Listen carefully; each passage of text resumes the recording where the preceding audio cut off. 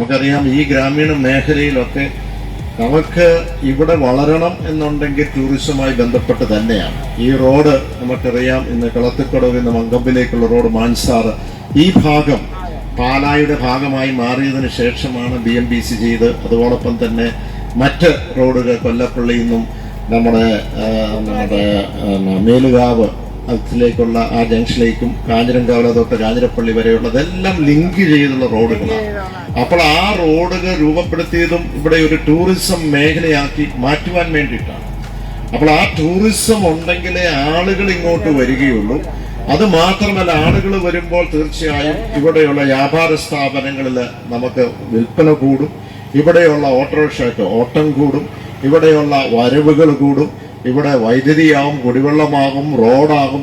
ഈ പറയുന്ന നമുക്ക് ഒരു സമ്പദ് വ്യവസ്ഥയിൽ തന്നെ, ഘടനയിൽ തന്നെ വലിയ വർധനവുണ്ടാവും. അതാണ് മെയിൻ നമുക്ക് പറയുന്നത്. പിന്നെ കൃഷിയുമായി ബന്ധപ്പെട്ട, അപ്പോൾ ഇവിടെ വലിയ ഇൻഡസ്ട്രിയോ അല്ലെങ്കിൽ വ്യവസായം കൊണ്ടുവരാൻ കഴിയില്ല.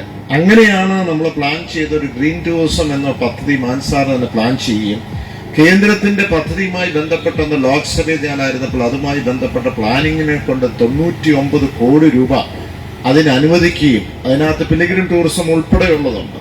അപ്പോൾ ആ ഗ്രീൻ ടൂറിസത്തിന്റെ ഭാഗമായി ഇല്ലിക്കക്കല്ല് കൊണ്ടുവന്നു, ഇലവീഴ പൂച്ചിറ കൊണ്ടുവന്നു. അപ്പോൾ അത് വന്നതുകൊണ്ട് തന്നെ എത്രയോ ആളുകൾ ഇന്നത് ആയിരക്കണക്കിന്, ശനിയും ഞായറൊക്കെ ആയിരക്കണക്കിന് ആളുകൾ ഇല്ലിക്കക്കല്ലിലേക്ക്, ഇലവീഴ പൂഞ്ചിലേക്ക് പോകുന്നു. പക്ഷെ അതുകൊണ്ട് മാത്രം നമ്മൾ അതിൽ നിന്ന് പോകാൻ പാടില്ല.